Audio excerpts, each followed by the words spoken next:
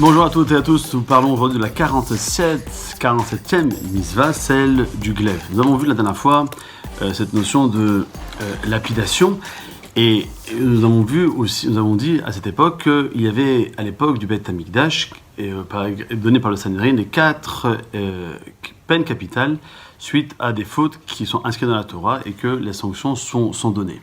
Dans la tefila de Yom Kippour, que nous faisons une fois par an, mais à 5 reprises, pour ne pas dire 10, lorsqu'on fait la Chazara, marqué que Ahatam Shalom Chayim Alehem Arba Mintod Bedin Skila Serefam Ereg Vachanek. Et ce Ereg correspond donc à cette notion de glaive.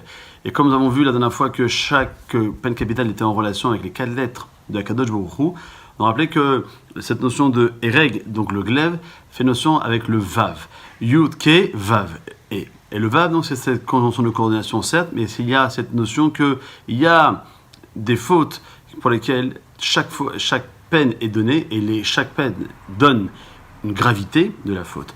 Mais le Ereg, il est là pour rappeler qu'il y a aussi une possibilité que lorsque nous voulons faire Teshuvah, de pouvoir le faire, quelle que soit la faute que nous avons faite, qu'elle soit forte, importante, et que la peine sera aussi forte, que les fautes qui sont un peu moins importantes, et on ne sait pas lesquelles, ne le sont et celles ne le sont pas, et celles qui ne le sont, entre guillemets, pas, permettront à chacun d'entre nous de pouvoir faire Teshuvah sur chacune de ces fautes. Alors faisons en sorte de profiter de ce moment-ci, de chaque jour que nous avons pour pouvoir faire Teshuvah sur toutes les mitzvot, qu'elles soient dures ou pas, et à que nous récompensera le mieux possible à 120 ans.